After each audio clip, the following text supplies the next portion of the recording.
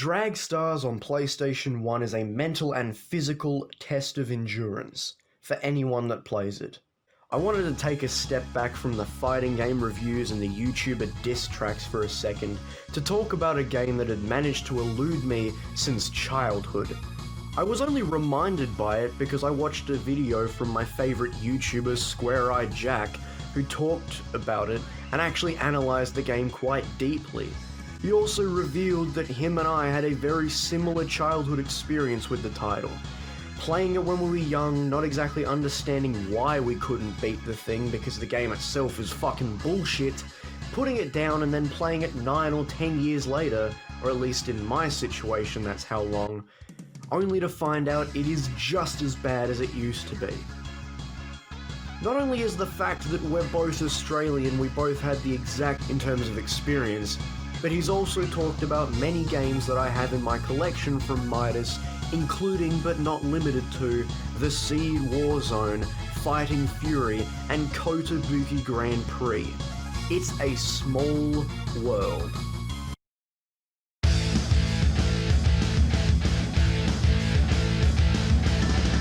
DRAGSTARS opens up with this full-motion video intro of what I can only assume is two cars racing in a desolate back alley somewhere in Japan, I'm assuming. This game was developed by a Japanese budget publisher and localized by Midas. The only reason I assume it's Japan is because there's this Japanese girl or Chinese. Fuck, I don't want to get cancelled. There's this Asian girl on a bike, and she kind of, I don't know, bookends the intro after one car eats shit and dies.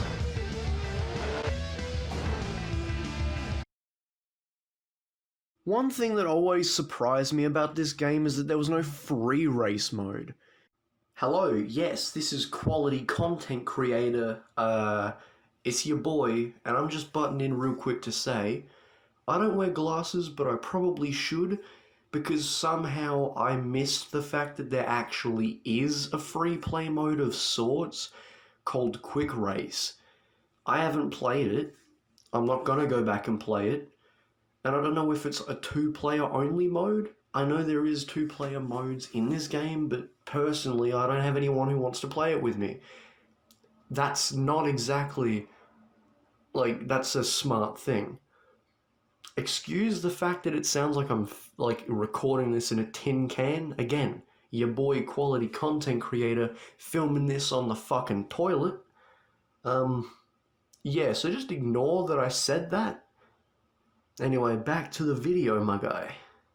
Every other game I played when I was younger, and most games these days, has a mode that allows you to choose your own car, your own stipulation, and whatever track you want, and race around it. But this one doesn't. That really made me question this game right off the bat the first time I played it.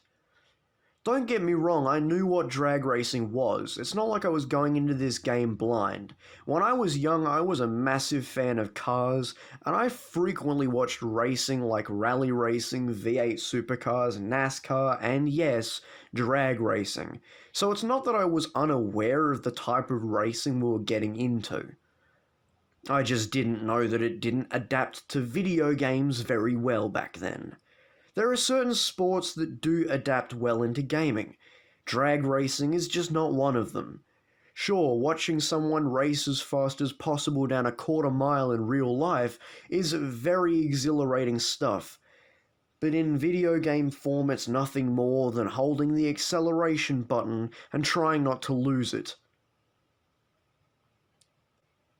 Choosing one of 10 cars, yes, 10, it might sound like a small roster now, but keep in mind the game only has 20 cars to offer when you unlock them all. You first get greeted by this dude in Gas Alley, and he challenges you to your first inaugural race in DRAGSTARS. You gotta get your car tuned up to the right specifications and beat him to be let into the racing underworld. The first thing I want to point out, I still kind of don't understand the style they're going for.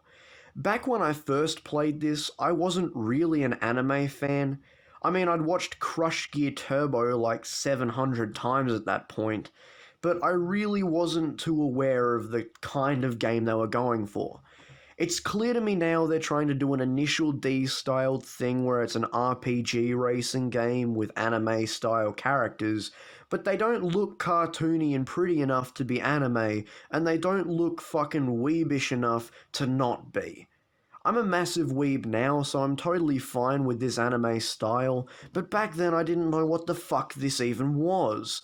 Also, let's talk about how weird it is making this entire game an RPG. You've got to read a bunch of these text boxes, characters are constantly coming up to you, wanting to talk to you about stuff, and when you're not tuning or racing, you're constantly looking at these strange character designs.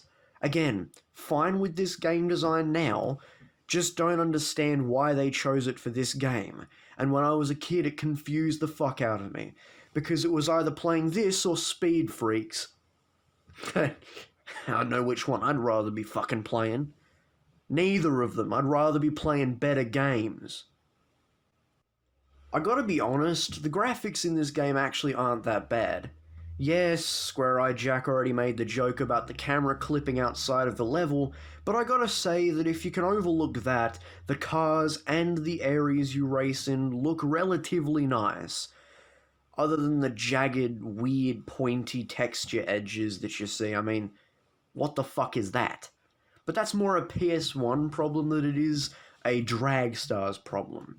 The character designs are all at least individual and interesting to look at, and the cars themselves look relatively nice, despite not being licensed vehicles. The music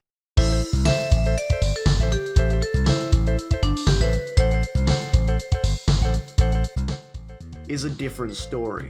I actually don't mind the music in this game. Sure, it sounds like a MIDI rendition of something that would be really cool if it was in anything but MIDI, but the fact that the developer creating this game was a budget developer who probably didn't have an office big enough for a sound studio, the fact they created sounds like this on computers at least makes the game, at least makes the soundtrack a little bit easier to like. I personally don't mind the soundtrack. There are barely any other sound effects in the game, and the ones that are in there are about as generic as they come. Now let's talk about the gameplay real quick, because there isn't much to talk about. The gameplay is stiff. The cars handle like a fucking, I don't know, dead fish. It's all stiff and rigor mortis-y. They're really stiff, it's really hard to keep them straight, because they naturally veer off to the side for some reason. And what's even worse is once you've kind of made a mistake, it's almost impossible to recover. Oh, and did I mention this game is nearly impossible to win as well? Come back in part 2 and I'll explain why this is probably the worst racing game on the PlayStation 1. Until then guys, see you later.